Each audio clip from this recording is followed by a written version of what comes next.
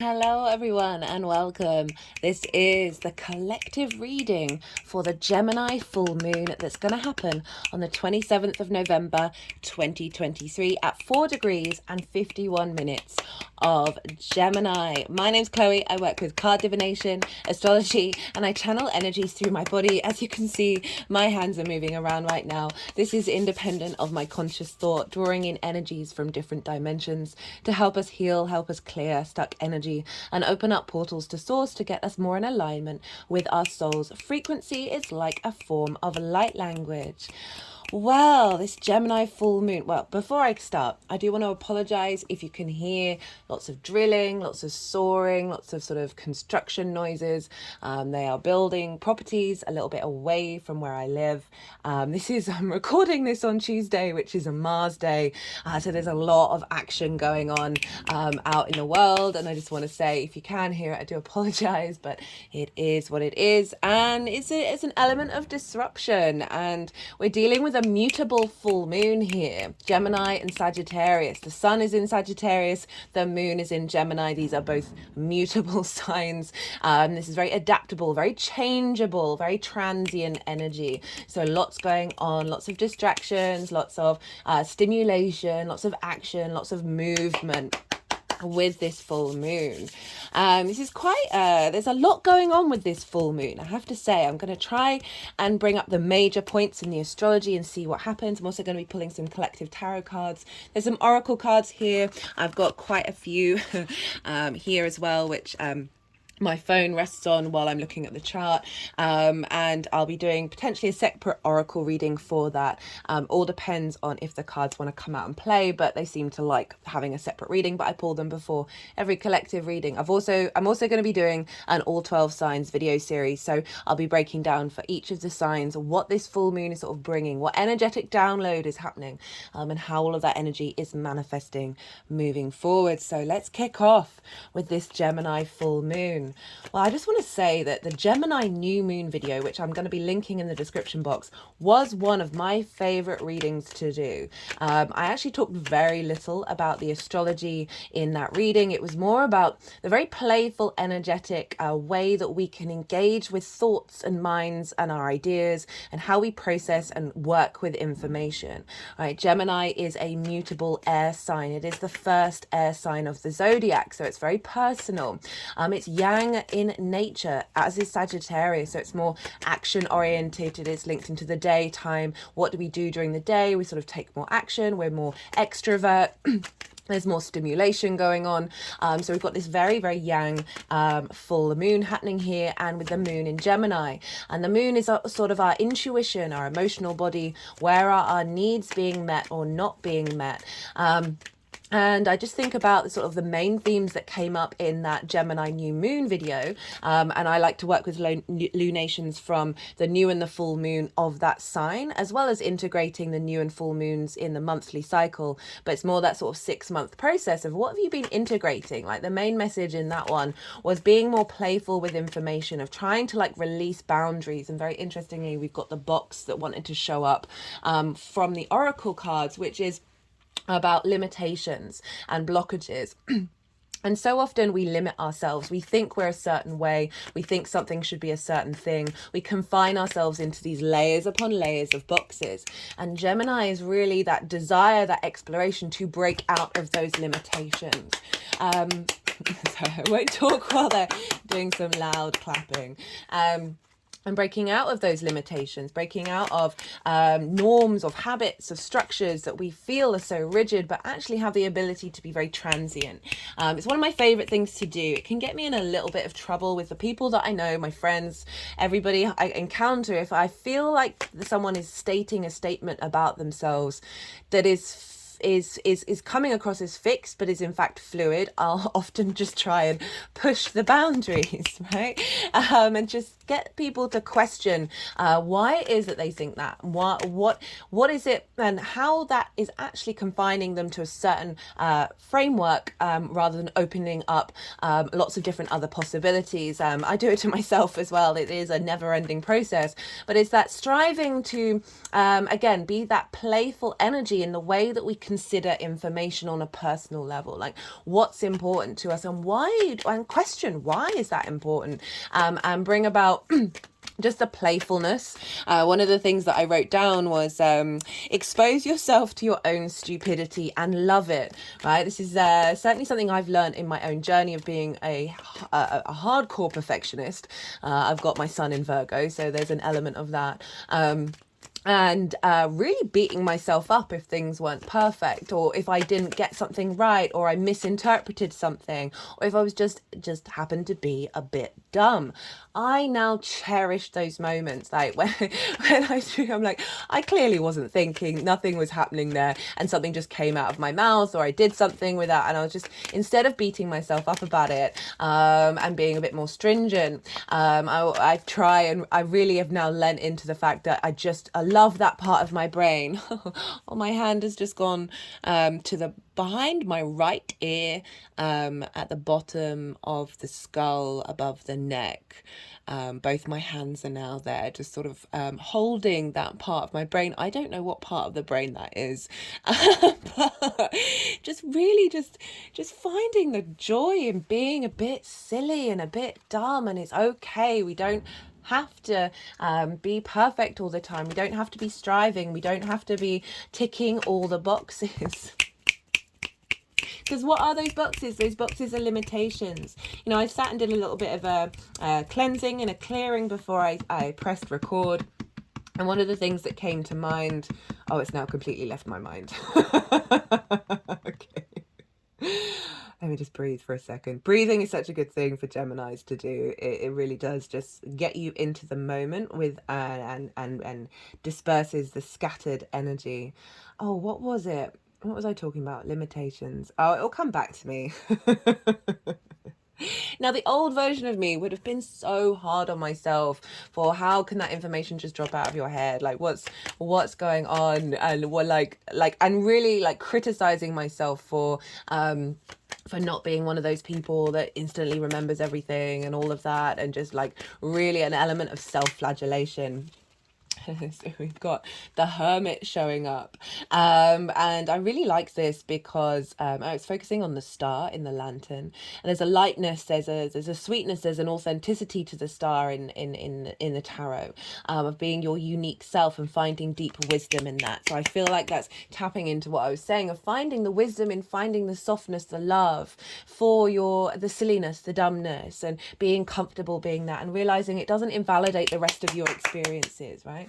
I think I'll just have that there. Also, very interestingly, that is the Virgo card. I was talking about being a Virgo sun, and Virgo and Mercury are both Virgo and Gemini are both ruled by Mercury.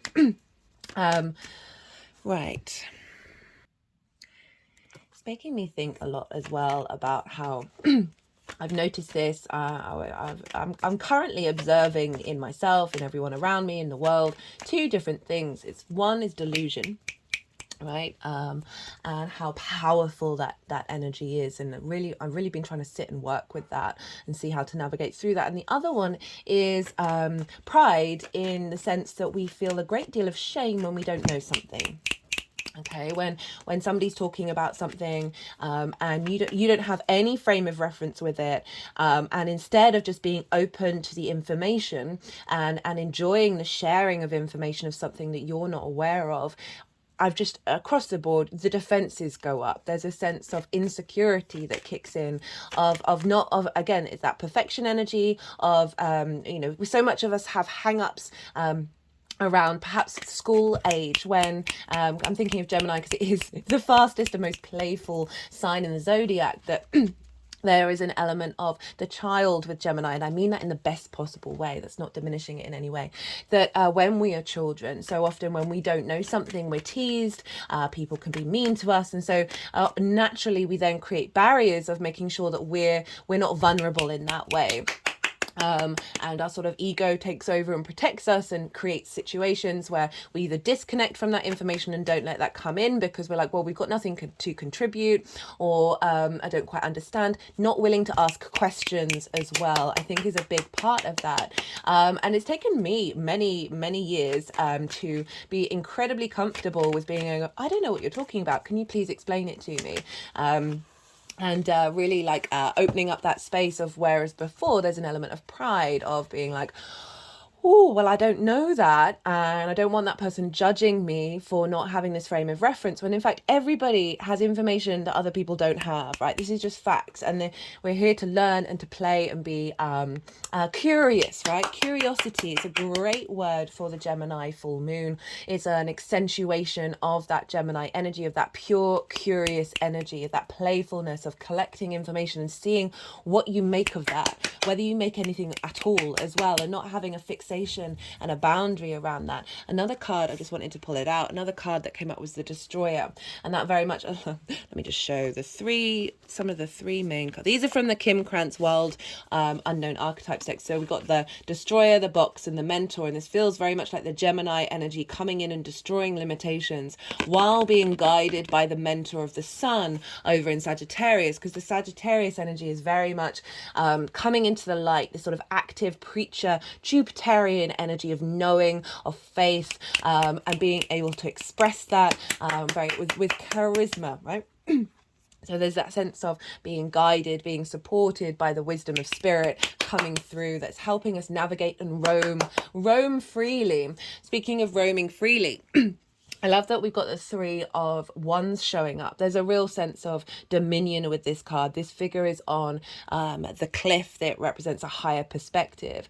And this is sort of acknowledging having put in the hard work. If we think about that, the new to the full moon, everything that we've learned from that new moon to this full moon, which as I was saying, the main message of that was try and be playful, don't try and force things. We need a certain amount of structure I think I linked it into manifestation. I'm someone who I'm not exact in my manifestation. I try and tap into the feelings of something or a vague perimeter, and then open myself up to the possibilities of the universe to bring in whatever like beyond my comprehension, right? So I'm really trying to establish new ways of collecting information from a higher perspective, from higher dimensions, and being able to see the synchronicities more and see the flow of it, and stay playful with it, even if it's not necessarily everything that you need in your life in that moment that you think that you need. The universe is often providing us with different things that are opening us up to deeper growth and deeper joy, right?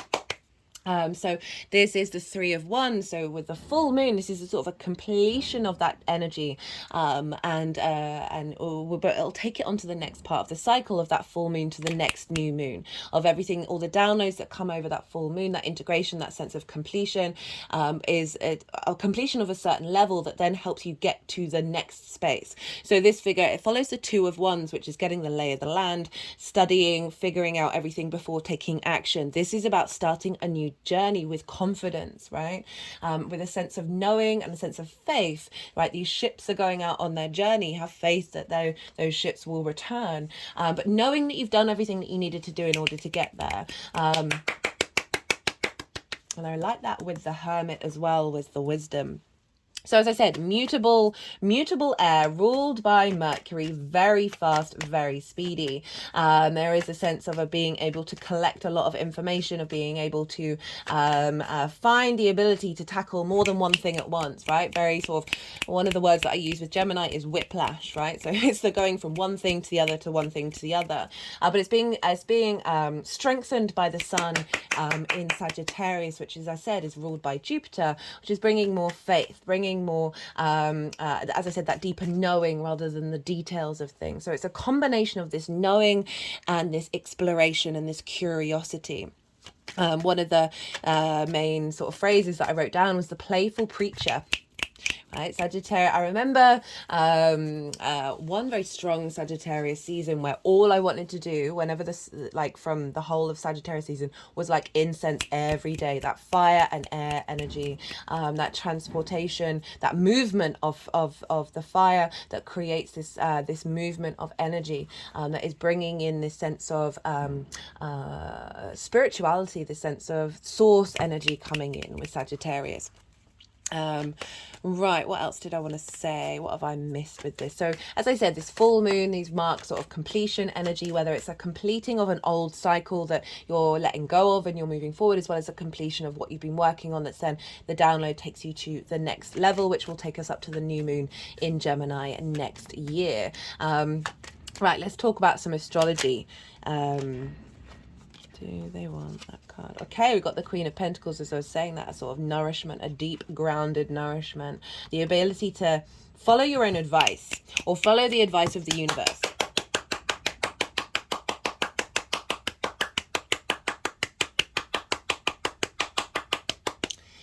Yeah, let's get on with the astrology, and I'll see what other channeled messages that I've already written down are going to come through.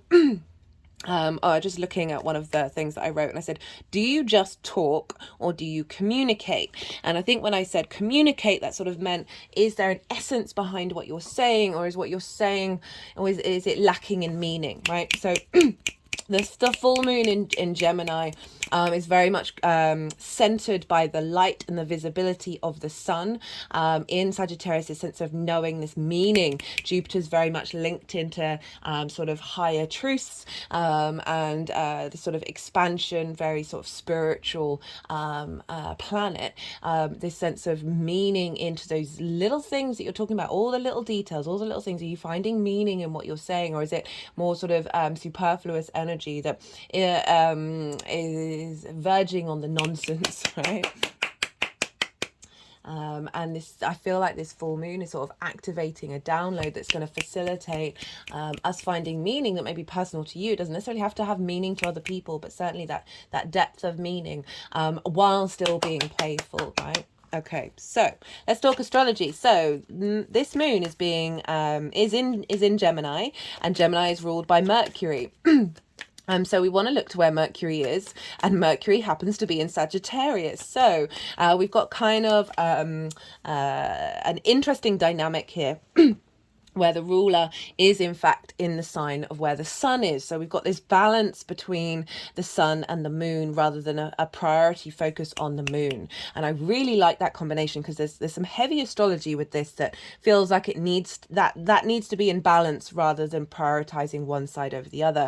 So Mercury's over in Sagittarius, and it's very close to the degrees of the galactic center. The galactic center is at 26 degrees of Sagittarius, and Mercury's at 24 degrees. So what I felt like was this is Mercury is facilitating. So the galactic center is this point. Is it the galactic center? Yeah. Yes, it is the galactic center. So there's the great attractor as well, which is at 14 degrees of Sagittarius. And, you know, they both start with great. Galactic even. And no words. Goodness me, dumb, but love it. Right, so Mercury, the messenger of the gods, the way that we find flow in the information that we collect, traditionally is seen as not being very strong in Jupiter's signs, because as I said, Jupiter is more that knowing. Mercury likes to figure out the roots, the details, all the information, and bring it all together into small details that create a whole. I love the combination of Mercury and Jupiter. They're always opposite one another by sign. In terms of Sagittarius, Gemini, Virgo, Pisces. And we've had the Virgo Pisces axis, where there's a sense of a deeper knowing, a nourishment, a yin energy. And now we've got the action side of it. Now we've got the playfulness, the generosity, the expansion of taking action moving forwards, right? And Mercury is conjunct. They're pretty much close to conjunct the galactic center. And that is the center of the Milky Way. I think it's a black hole. And this is a very, very powerful point, which emits radio frequency waves. And we're going to get one, I think, at the end of 2024. And we haven't had one for, is it 12,000 years or 6,000 years? It's I think it's 12,000 years. So I'm thinking of doing a reading on that nearer the time. But essentially there's energetic downloads coming from Mercury that is feeding into this moon from the galactic center. And obviously the center of our solar, the Milky Way, is closer to the origins of the universe, right? The center of the universe. So there's a element of higher vibrational level energy coming from the center of the Milky Way that is Mercury is picking up. And as I said, yeah, it's not traditionally in its favorite place, being in a Jupiter sign. However, I love this energy because there's just an ease off of needing those small details. There's just a sense of a deeper understanding and knowing about what information you're trying to collect from the world around you. How are you talking to yourself? How are you talking to other people? There's just this felt sense when Mercury's in the sign of Sagittarius, of people just generally sort of getting to that knowing feeling. They're able to understand what you're saying, even if you're not communicating it in the exact precise way. There's a sort of felt sense underneath it all that is providing this sense of this light, this collective fire sign that is really asking us to, having gone through the Scorpio energy of going into the darkness, now Sagittarius brings that truth out and brings it into the light. As I said, that sort of preacher energy that we have with Sag. Sag is also very I've just got the devil in reverse. Sag is also that sort of that roaming nature. It's half horse, half human. There's a sense of the duality of mutable signs coming together in a whole thing. There's a sense of purpose with Sagittarius. It's the archer, that arrow is ending up somewhere. You may take detours in order to get there, but there's a sense of knowing that arrow has hit a point, and that is the point that you're headed to. You don't know where that point is. There's just a knowing that that's there. And so with Mercury being there, there's just this sense of knowing, this sense of integrative of knowing energy that then will unfold itself, and we may find the details out later on.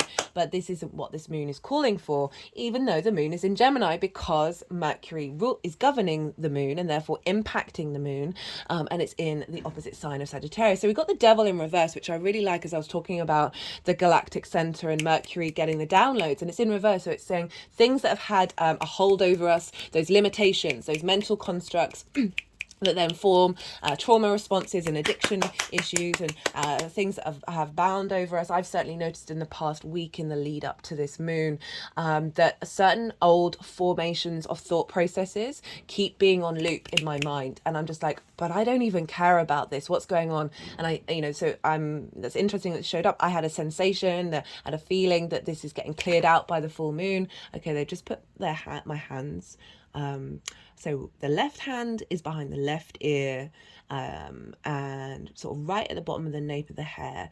And then the right hand, I'm saying this just because it might be a reference to somebody who knows about the brain. It's not in my current repertoire. I'd love to know, leave a message. And my right hand is more, the whole palm is more on the head of hair rather than like the midpoint, the line point of the hair. And they're just holding there just for now. What was I even talking about? Oh yeah, clearing out of limitations and old thought processes. Like certain I've definitely been going through it for the last couple of months in ways that I haven't done for a while. It's been really interesting to witness. There's a level of inner peace that's shown up, but there's certainly like that frustration of when you're like, I know this is ingrained deep in my mind. I know this thought pattern comes from certain situations that have happened in my early childhood. And it's just one of those things where you're like, just breathe and let the process happen. And there's a level of ascension that's coming through with this full moon. And with that, we always get discombobulated energy afterwards. You may feel physically out of sorts. You may get an exaggeration of the things that you've ascended beyond, just because your body is realigning to your vibrational frequency. So I just wanted to bring that up. That obviously wanted to come out then. Right, so Mercury is conjunct the galactic center. So messages, a sense of knowing, of release, of things being unblocked, more sort of 3D traumas being cleared out that are helping us get more in alignment with a higher frequency. One of the cards was also the Merkaba activation, transcendence, ascension, you are rising up. And right, let's carry on with the astrology, because there's a lot with this moon, and there's a lot of aspects to outer planets that are pretty intense. So the moon is being governed by Mercury, and so then we want to look to what's going on with Mercury in order to see how that's influencing the moon. Now Mercury will be nearly exactly square Neptune. So not only is it pretty much on the galactic center, but it's squaring source energy. is squaring. For me, Neptune is source. It is all the vibrations, all the frequencies, all the possible realities. It has a great capacity of bringing different realities into your own reality. It's linked into the film industry. The Scorpio new moon that we just had, so at the moment we're jumping from yin to yang with moons. We'll reorientate, I think it's summer next year, when it'll be yin yang. I love what's going on right now. It started around the second Aries new moon, which was a hybrid eclipse, where we're basically, the moons are kind of in conjunct one another, or inverted. And so, as I said, so before we would have had the Scorpio new moon and then the Taurus full moon, so both yin energies, and now we've got the Scorpio new moon and then the Sagittarius full moon. So we've gone from yin to yang, and I really like this because I feel like it's so in line with where the nodes are right now, in Aries and Libra, of really both ruled by Venus and Mars, of the harmonizing of the masculine and feminine within us, and seeing that we have the capacity of using both of those energies in tandem and in order to support one another. So we had a very yin moon that felt very like just noticing the nourishment and the shift of energetic fields around that, but it wasn't sort of like a explosion of energy. And now we've got this full moon, this yang, this extra. How do we bring things into the light? How do we take action? Where's the stimulation? And seeing what shows up around that full moon, in order to understand where your motivation is coming from. Okay, right, Mercury is square Neptune. Oh, that was it. That's why I was bringing that up. So Neptune for the Scorpio new moon was trine that moon. So again, we went from a trine, which is an aspect of Jupiter of bringing in wisdom, and now we're coming to a square with Mercury and Neptune. Squares are an aspect of Mars, bringing about transformation and manifestation, right? It can be a bit frustrating. It's a hard aspect. It requires a little more effort and a little bit more work. But again, with that Neptune Mercury square, it feels like and they're both in Jupiter signs, so it's a very powerful wisdom orientated cohesion, expansion, a sense of generosity, an elevation of that energy, of that Neptune bringing in different realities from source, from this deep compassion, unconditional love of Pisces, and very magical, very fluky, very I always see Pisces is both the sort of, it's not quite the same preacher energy of Sagittarius. It's more the guru who's sitting in a forest, and you'll go and ask that guru a question and they'll tell you a riddle, and then they won't speak for like 3 days and then do something weird with a water metaphor. That's what I get with with Pisces energy. It's so fluky, it's ridiculous.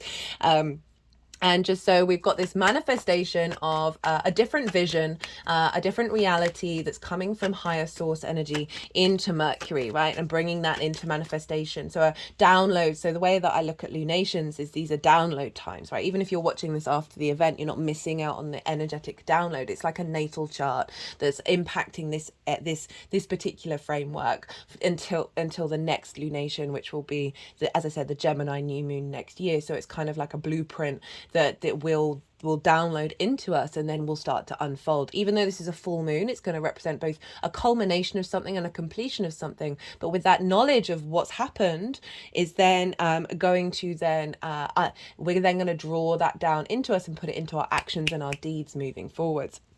So we've got that square with Neptune, again, both in Jupiter signs, so bringing that elevation of wisdom. And Mercury is also trining the North Node and sextiling the South Node. So this is why I'm kind of like, this feels big, because we've got aspects to the North and the South Node.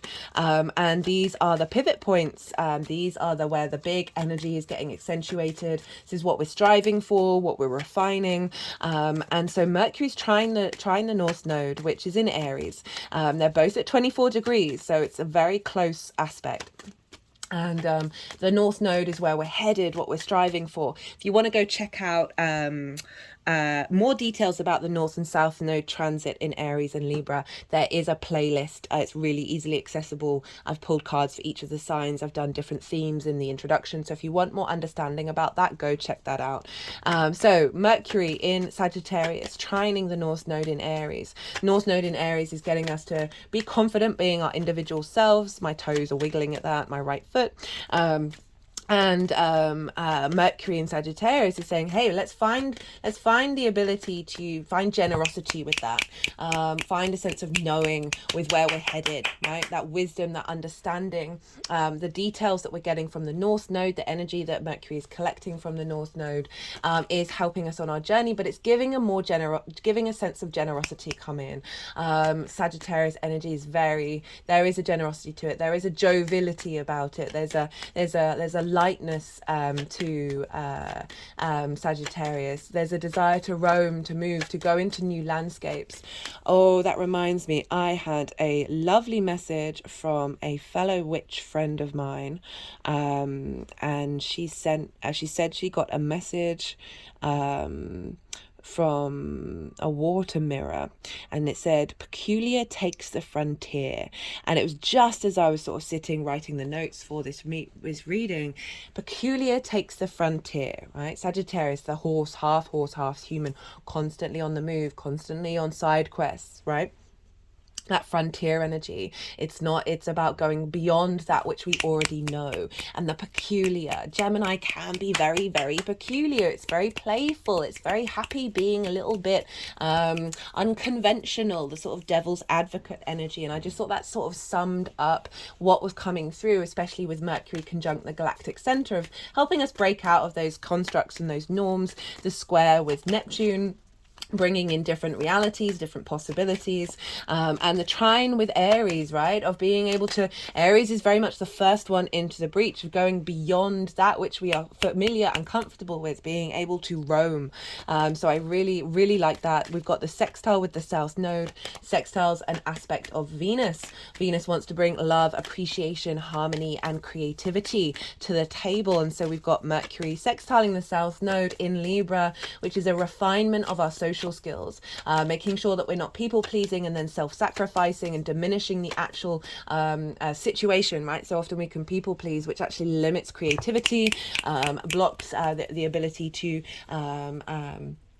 be yourself in that environment, blocks the ability of others feeling comfortable being themselves. So we're constantly on tiptoes of towing the party line and making sure that everything is all up to sort of the company standards and that sort of thing. And obviously there are certain standards that we should meet, i.e. don't be a dick. You know, all the great religious leaders, that's essentially the essence of it, isn't it, really? Don't be a dick.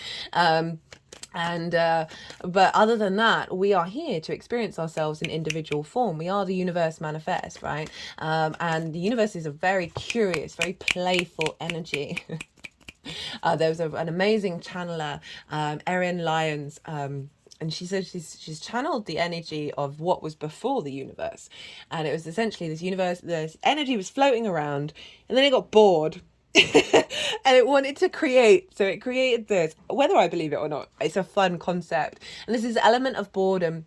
Boredom brings about creativity, and so therefore that boredom brought about the universe. But at the same time, there's that desire for stimulation, that's a desire for expansion, to roam, to move, to explore, to try all the different stories, all the different things.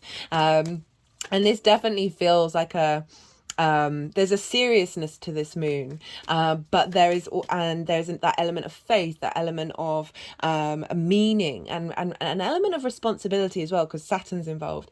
But there is a great deal of playfulness. There is a great deal of striving, of getting us to become more playful while not losing that meaning. I think that's one of the key aspects of this.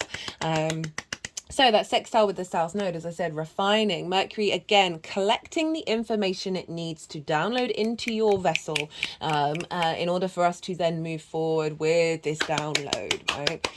Mercury, for me, I know it's all about information and the details and communication. That's the Queen of Swords. We'll see if she wants to come out again. But for me, it's flow. Mercury for me is all about flow. And you can flow talking absolute nonsense. But it's that element of that playfulness, of not being hard on yourself, of not limiting yourself to certain structures that are based on this ridiculously high bar of perfection, perfection, that can cause shame, right? This moon is not about shame.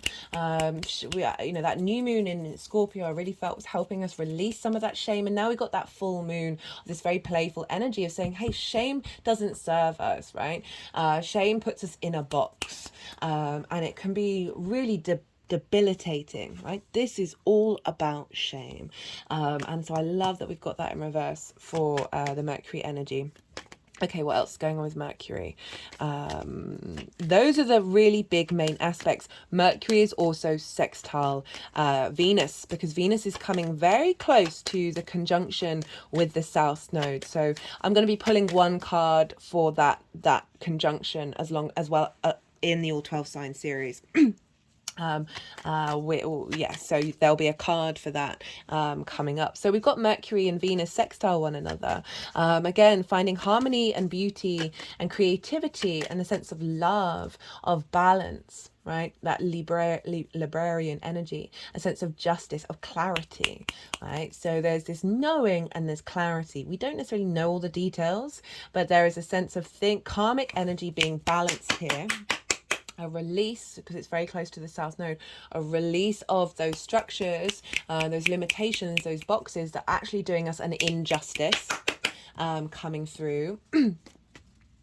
And really just an ease, right? So Venus is easing all this information download to come through and finding harmony with it, which I really appreciate, because this does feel like it's a playful moon, but there's an intensity here of the energetic downloads that are coming through, that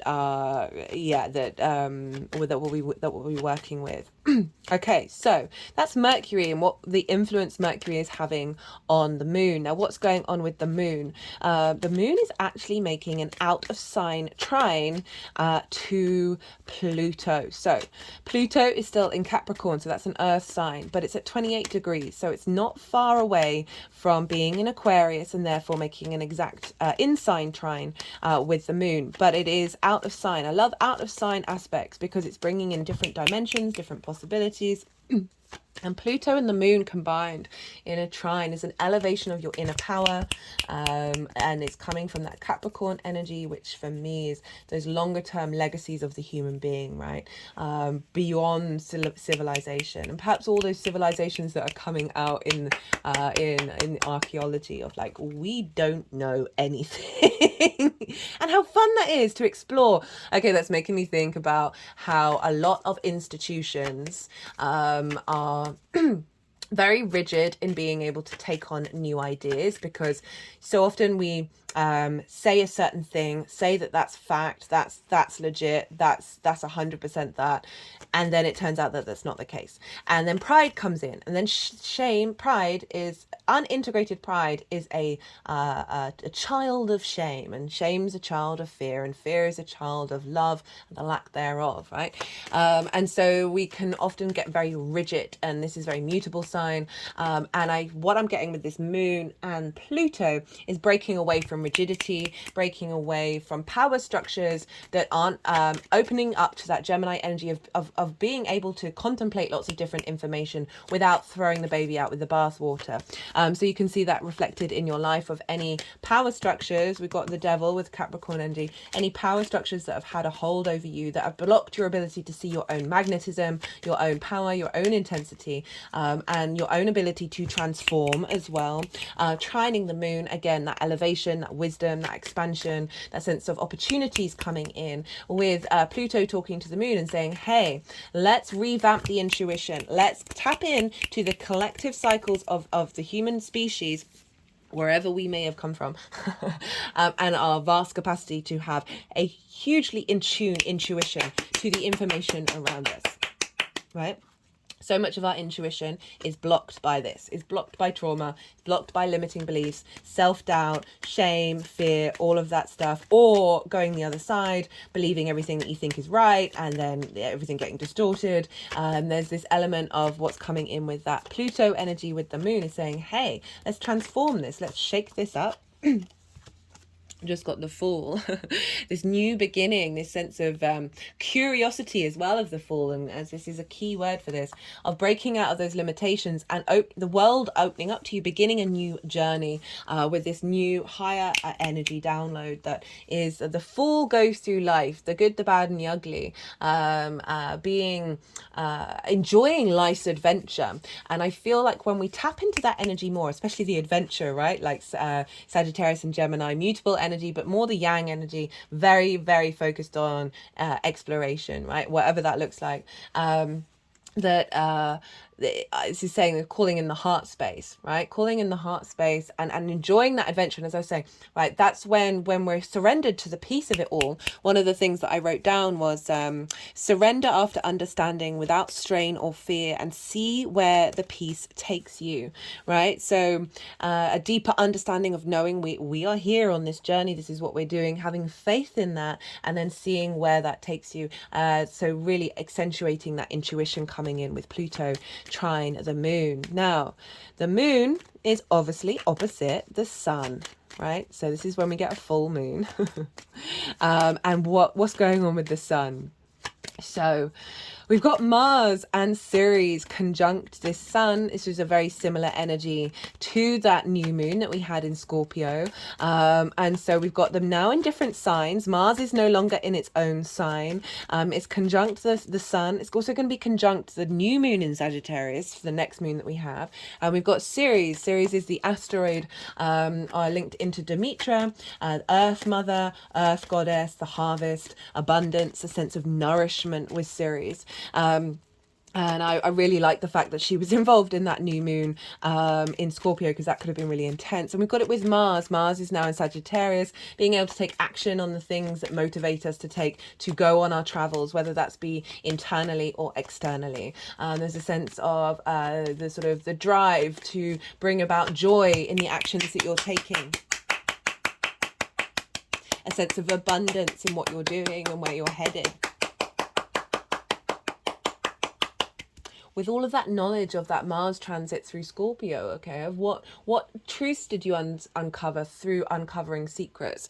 Like, how did you get into the depths? What did you find in the darkness? And now this is Mars bringing it into the light and bringing that Jupiter energy into it, that joviality, that joy, that sense of expansion and opportunities and luck. There's more fluky energy with Jupiter.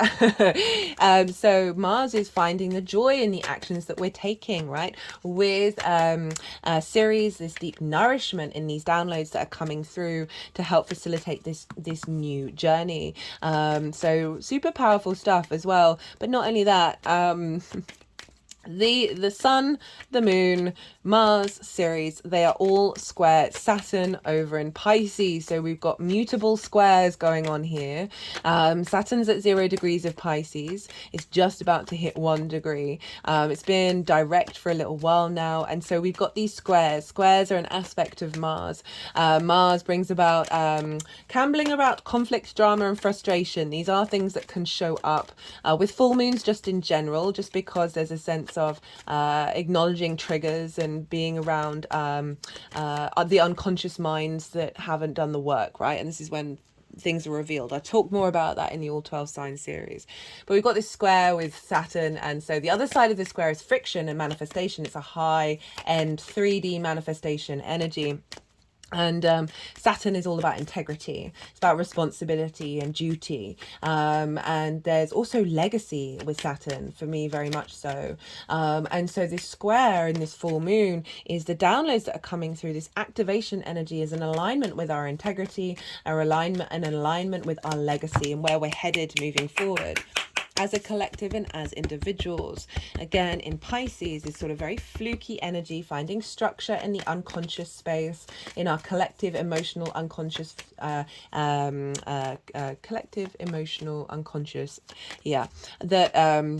this square with Saturn just feels like an activation of something quite serious that is actually also very playful, right? I know it's all very paradoxy, but there's an element of just a maturity coming in with that Saturn square, and as I said, that meaning and that playfulness. There's faith and play here, and how it's constantly asking us to push the boundaries around being able to be playful with faith. Right? How hard is that? Certainly in a lot of religious structures, and you want to honor whatever it is, that higher power that you're believing in. Well, you don't have to, but there's part of me that really doesn't. But I feel like it's very healthy. But you want to be playful as well. You don't like, it's not taking all of this craziness so seriously, while also still taking it very seriously. We are multifaceted, multi-dimensional beings that are here to here to experience this weirdness. Right, we've got the King of Wands, the Hierophant, and the Magician. Right, so I like this King of Wands energy, that Sagittarius energy, with the Magician, which is Mercury, which is ruling Gemini and playing a very prominent role in this moon, along with the Hierophant, this sense of wisdom and knowing and being your own guru, and being able to communicate that to others.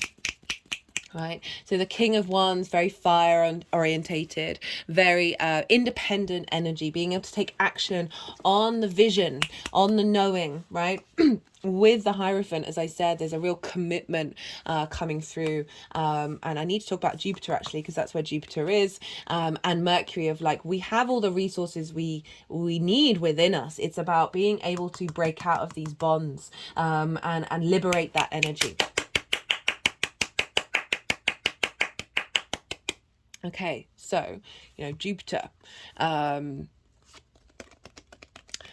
because Mercury, which is ruling the moon, is in the sign of Sagittarius, we have to look to where Jupiter is, because Jupiter rules that sign. And so wherever Jupiter is influencing Mercury, and therefore influencing the moon, and Jupiter's over in Taurus, and this is the Taurus card.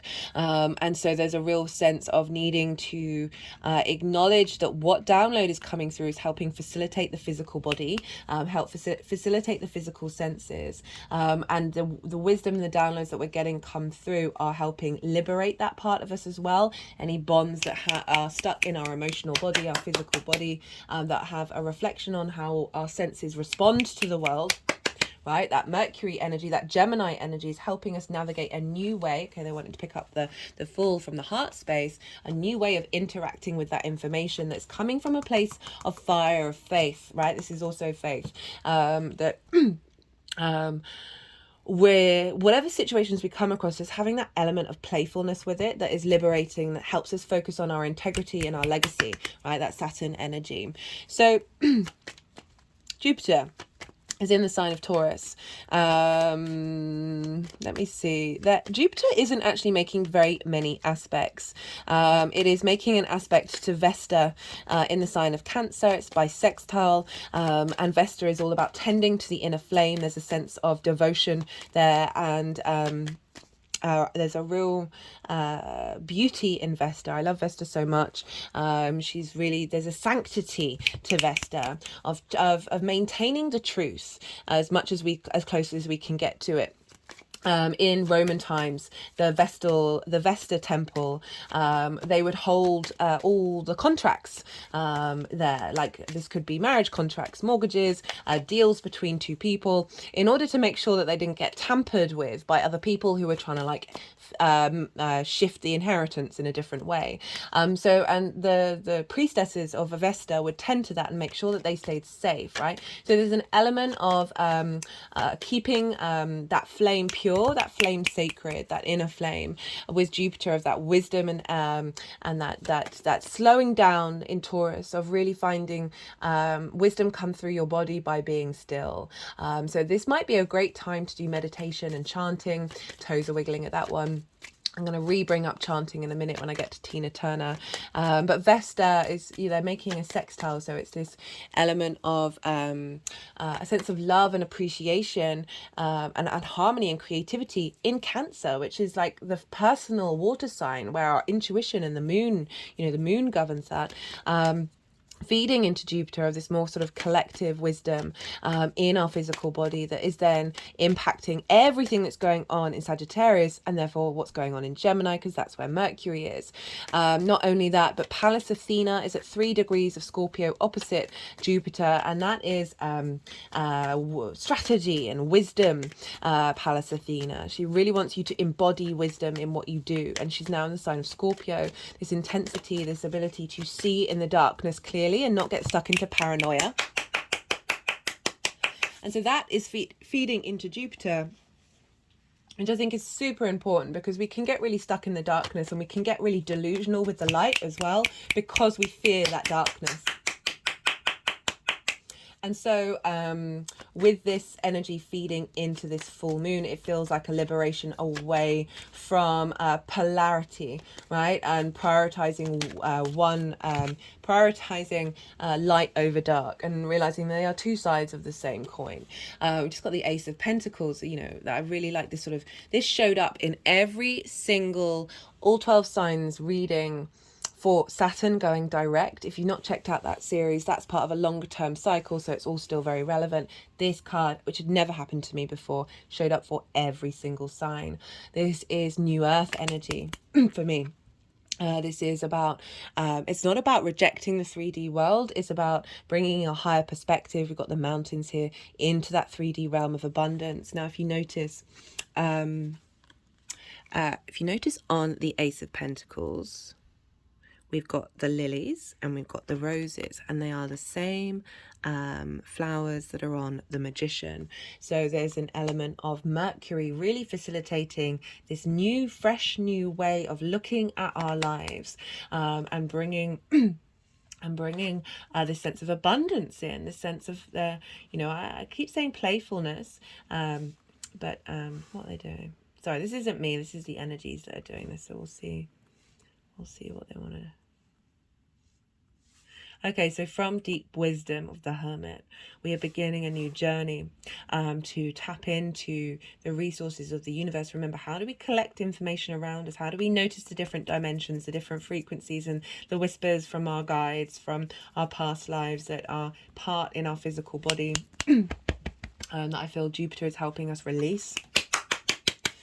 Being able to take our advice based on this new calibration of information and how we work with it, a release of binds that is allowing our heart space to take action and move forwards with the confidence and the magic of the King of Wands. Like it's a very passionate, very creative card, and it's kings, right? So it's after the nourishment of the queens, the observation, the strategy, the depth that the queens bring. The kings are then, you know, it's masculine, feminine energy, but it's not gender specific. We have that within us, of being able to take action based on that. So we've got Pallas Athena opposite Jupiter, as I said, bringing a bit of stability to that darkness that we may have gone into, to that intensity that we're bringing, and that is then feeding into everything that's going on in Sagittarius. However, Jupiter is in the sign of Venus. Hello, Venus. And she's over in her own sign of Libra. And this means that basically this moon is the top trump in the energetic transfer is Venus. Now, we had that, no, the last moon that we had, it was a combination of Mars and Venus. I think the moon before that, which was, oh, memory, where are you? Wait, what was that? Was that the Aries full moon? I think it was. I think that was a Libra, that was a Venus moon. Because because Mars and the Sun were in the sign of Libra, and so we're being governed by Venus. Something like that. Anyway, Venus basically ruling the nest in this lunation. So we've got this softness, right? We've got this ease, this grace, this sense of flow, this sense of harmony coming in, this desire to find pleasure in the 3D world showing up, right? That's all Venus. It's not the only thing Venus wants us to do. She wants us to tidy up as well. But also very much like you're in this 3D realm, try and find some pleasure in it. Try and find some joy, a sense of deep love. and value in your day-to-day, in those little moments in everything that you're doing. And she's very closely conjunct the South Node. As I said, I'm going to be pulling a separate card for that exact conjunction, which is happening on the 28th or 29th of November, depending on where you live. Okay, interesting. So as I'm talking about Venus, we've got the moon, we've got the Six of Cups, and we've got the Page of Pentacles. So the Six of Cups is often like past life energy. It's about receiving things from the past, and finding abundance in them, right? And finding some sense of safety. The South Node is often in your natal chart. It can be linked into past life stuff of where you were comfortable, what your past life was very good at doing. And the North Node is always where we're striving for in this lifetime. So I love this conjunction with the South Node. With the moon, right? So this is an activation of our intuition with the Page of Pentacles, of being able to see the messages in the 3D world around us that are more in alignment with our galactic energy than the limitations of this 3D world, like releasing a lot of the ones that are they are due, that contract is up, Libra, justice, and just a judgment, like drawing a line under the sand and moving on to the next thing. With the moon, as I said, like increasing our intuition, but also I do feel with the moon as well, with this combination of a releasing of illusion, and that can be the illusion of this is just a 3D environment. That can be illusions and delusions that have had a hold over you, that have been blocking your ability just to have a sense of knowing and a sense of inner peace, right? That surrender to source energy, whatever it is, however you want to phrase it, that we can so often find difficulty actually feeling that, actually knowing that. We can abstractly think that, but it's not necessarily breaking through. Whereas this combination of cards, I feel like it's a mixture of both those messages of receiving wisdom from the past lives, or which can often be linked into things that we've gone through in our own lifetime, and then just get recreated, and having messages come through that are that's activating a more fluid energy, right? The moon is very transitory, the ability to move from one situation, not being fixed in something. This is also Pisces energy, so again a liberation of blockages around needing things to be linear and structured, right? So really activating lots of different lives, lots of different energies coming together that you may not be conscious of, but that are flowing through you, that is then going to get activated through your actions and what you're drawn to. So Libra and Venus is, as I said, she's ruling Taurus, which is ruling Jupiter, which is ruling Sagittarius, and because Mercury's in Sagittarius, that means it's ruling the moon. So Venus is bringing about this sense of balance, bringing about a sense of equality, of justice, and releasing that which you've served your time. Right, you've done that particular soul contract, and now we're bringing in that refinement, which why it's two things, because it's a releasing energy as well as a refinement of that intuition in our social dynamics of like the interactions with other people, the interactions with society, and seeing what works for you, what's right in the long term, and what do you need to let go of. You know, I was talking about I had old patterns in my mind just on loop. And it's all coming from old formats that is actually fundamentally blocking me from being able to expand. And I know that, and I'm aware of it, and I have certain practices that I work on. But sometimes we can just get stuck in the loop. And this feels like a release of some of those binds in order to bring about a stronger sense of knowing, right? Of having faith. And faith can be a really difficult thing, especially when you're constantly pushing boundaries, which is what this Gemini energy is calling us to do, is like have a sense of faith, but always be prepared to question everything, and always be prepared to the fact that things are in flux and things are moving. Right, what else did I write? Oh yeah, we forget the journey that we've been on, and then we go on a journey of re-remembering.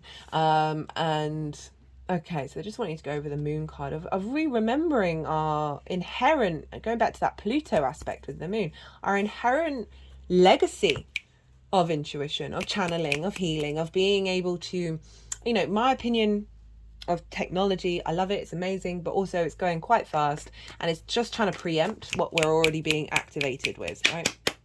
Even the biggest skeptic or non-believer, I see them behave in ways that I can tell that whatever source energy is, whoever created the universe, if it was even created, the inherent nature of it, I see that in everybody. And it is this connectivity, right, which is where we get our intuition, where we get our channeling, where we get our sense of that's it, that it's available to everybody.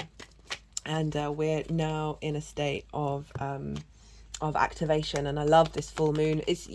I think there'll be a lot of fun. You may end up talking at length about something that you're really, it is a preacher energy with Sagittarius, but always with that mutable Gemini energy. Always try to bring into balance that just because you've got an idea and a theory shouldn't block out other people, shouldn't block out your inability, shouldn't block the ability to hear what other people have to say as well. And so that could be that there's lots of different guides, energies, all mixing in your energetic field that have things to say to you that you may be blocking out. They're just sort of clicking around the back of, originally around the back of my head, the bottom of the third eye. One of the cards was actually third eye activation. So do check out the oracle reading when I come to it. We've got the Seven of Wands here, and the Seven of Wands for me is very much feels like the human condition, right? So this figure again on the top of a cliff, right? So there's an element of higher ground. Of this is about every individual has something of value, something of worth, something of joy to themselves and a beauty to themselves, and there's however, this figure looks very unsteady. This figure should be very confident. They're wearing different shoes. Imagine, nothing wrong with that. But if you're in this state, wearing a different heel is going to have an impact on you. Two different heels. An unsteadiness, right? There's a fear. Look at the fear in the face. There's a fear of competition. There's a fear of failure. There's a fear of limits. And there's a scarcity complex in this card, and not seeing your own value, not seeing your own worth, going back to what I was saying about being worried if we don't have all the information, or if we don't have any context when somebody's talking about something, and feeling insecure over that. This is the opposite. This intermingles all of that while inherently knowing that within you have source energy, that you have something of value. Okay, it's wanting to bring these cards with that of sort of saying that you're still holding on to the fact that you have value, but there's a sense of illusion and delusions being cleared out, and a real confidence as well, because a lot of this is being governed by Jupiter, and Jupiter is a very confident energy. It's a very generous energy, and we've got Venus as well, the two benefics playing big roles in this moon, of bringing about a sense of appreciation and value and love of self, that is coming from a place that is breaking out of those limitations, that is stopping you from being able to be confident and comfortable being yourself. This really feels like such a follow-on from that Scorpio new moon, where it was activating this individuality, this expression of self, this confidence with that Uranian energy. And now we've just got a little more sense of knowing what that feels like in our body, having cleared out some of this stuck energy. Is there anything else that I wanted to say? Oh, Tina Turner. So I always try and look to see what sort of famous people have the main aspects of a transit. And Tina Turner is one of the few people that I could find she was basically born hours after a Gemini full moon. So sun in Sagittarius, moon in Gemini. And I was talking to a friend of mine who really has a deeper knowledge of Tina Turner than I do, and I was asking just to give a little bit of rundown about her story. And obviously, one of the most well-known parts of her story is the fact that she kind of got bound by Ike Turner, and he made her change her name, so if she ever left him, she would have nothing. It was obviously a very abusive, not pleasant environment, and her light, he wanted to control it. And I thought it was very interesting for someone to have sun and moon in a mutable placement, that one day she just decided, right, I'm off. I do not want to be bound. I do not want to be bound. I want to be free. That's so strong with Sagittarius and Gemini being mutable yang energy of taking action to freedom. So she broke free from that relationship.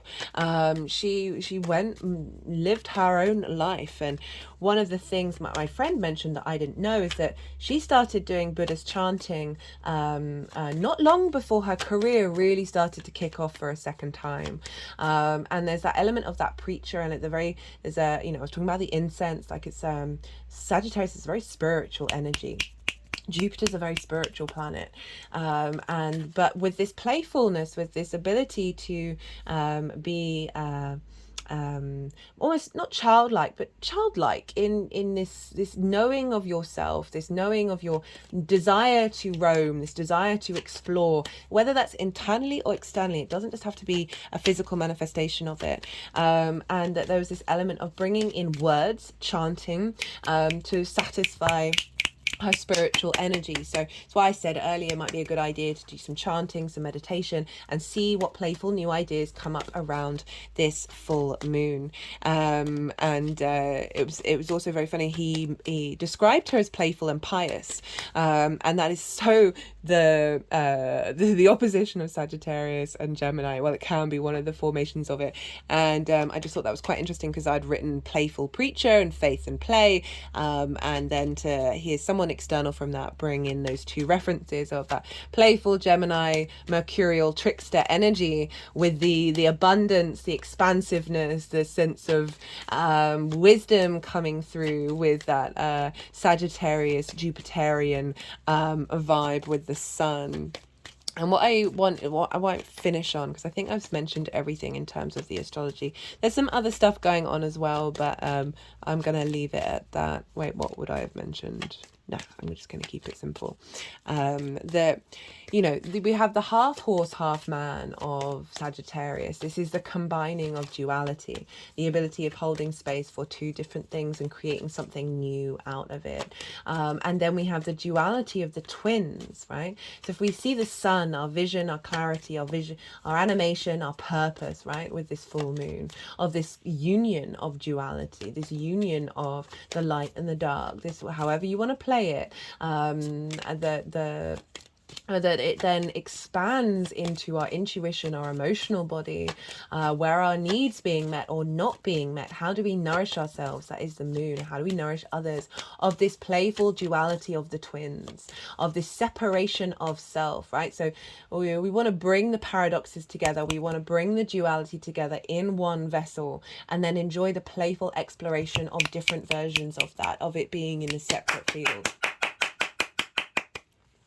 And I've already said in this video, we are multifaceted, multidimensional beings. You are more than this singular sense of self. You are also that, but you have the capacity of being different versions of yourself at all times, and that's okay. It's about getting, and this is where we're bringing in Saturn, getting to the root of your foundational space, getting to that sense of integrity within you. If you have a certain understanding of your own integrity, of what's really at the core of what forms you, then you don't need that many boundaries, right? We don't need all the levels of boxes all the way over that. Okay, I just put my finger over the hermit's head. And the hermit's very independent. It's very much going out into the wild and breaking away from society. Okay, they just put it over my third eye. What's going on in Virgo? Oh, hello. Hey, Lilith. Okay, thank you for that. So I'm going to rewind a little bit just because I did want to focus on that hermit energy, which is Virgo. Lilith is over in Virgo. She's squaring Mercury. And opposite Neptune. Now, Lilith is very independent energy. She played a big role in that new moon. In Scorpio, right? Lilith, super independent, in a nutshell, wants to be treated with honor, respect, and dignity. Essentially, the Two of Cups. That's the vibe. But if she's not met with that, she's going to question why, right? So hierarchical structures that don't make sense. So somebody telling you can't do a thing, but they do it, and there's legitimately no reason why you can't do it. Hypocrisy, judging people on wanting to do a thing when they do it themselves. Go look at the mythology, you'll understand the references. That Lilith will be like, hey, what's going on with this? This doesn't make any sense. let's just talk. And if you're met with a wall, which is flat out, no, this is how it's always going to be, Lilith has the confidence to get her bags, pack them up, and leave and go and live an independent life in her own frequency, right? Being around that. So it's not about not trying to facilitate and change, but it's about acknowledging the line in the sand where you're like, no, there's no respect here. I'm off, right? So we've got this square with Mercury and the opposition with Neptune. So essentially we've got a T-square where the release point is Mercury. Interesting, there's three energies here and they're in harmony with one another. So I'm thinking about these three energies being in harmony to create this. Right, this flow, this appreciation of, this is like-minded frequencies all working together in order to produce this sense of abundance, this sense of joy, this sense of play, right? Being playful with your friends and talking about lots of different ideas and no one getting offended, right?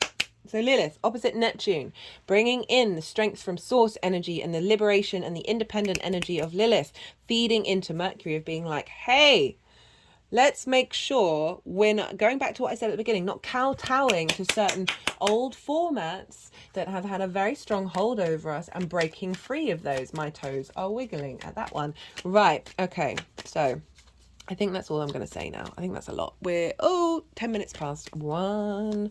I'm going to pull one final card for this full moon in Gemini. I'm really looking forward to this one. It's an interesting energy to tap into. As I said, there's the playfulness, there's sort of the galactic energy, which has a level of seriousness to it while still asking and opening up space for playfulness. There is a sense of maturity and responsibility because the moon and the sun are square Saturn. So this is calling us to be a little bit more the adult in the room, a little bit more responsible with how we treat ourselves, okay? How do we treat our brain and the way that we collect information? My hand went over my heart chakra as I said that. How do we treat this sense of knowing, this sense of faith, right? Sagittarius can, as I said, that preacher energy, it can be a little bit ego-based of like, I know I'm right, I'm going to go and tell everybody everything. And what I love about a full moon in Gemini is it's really asking us to break out of that and be a bit more playful and see different perspectives, and share our information, but not try and force the agenda, not try and change other people's perspectives. Let them do that in their own way. You just speak from you. And that's where I feel like the Venus in Libra of bringing balance to the way that we interact socially, and releasing old constructs that aren't facilitating social growth, right, from an individual level, as well as refining this sense of being able to be in balance when we're dealing with lots of different information. Oh, just had a neck movement and a neck crick at that one. Right, final card. Final card. Well, that's pretty much it. But as I'm shuffling, okay, that was the Knight of Cups. I'll put it back. But as I'm shuffling, I will mention the final aspect. Is Juno is also in Virgo. Juno represents commitment, your ride or die, right? And she is, it's a little wide of a trine, but it's still a trine, with Jupiter, right? So Juno is traditionally Jupiter's wife and Jupiter is her husband. But let's just focus on the fact that it's commitment, right? Your ride or die. But they are making very positive aspects. So for some of you in relationships, this could be a really liberating energy, of coming together, of you and your partner, and being able to find a deeper knowing in your relationship and being more playful in it. That could definitely be an energy that's happening because Jupiter's actually not making that many aspects, only to asteroids. So Juno with a trine of bringing elevation and wisdom to what it is that you want to commit to, what faith is it that you want to commit to, what in your times of abundance, what are you committed to, how are you finding flow, how are you finding nourishment in the sign of Virgo, of releasing away old judgment and self-criticism energy, which are a part of those boxes, and opening up a stronger sense of connection with Jupiter that's able to internally expand this sense of commitment to this new path. Okay, final card. Was that the final card? That was the final card. I'm still shuffling now.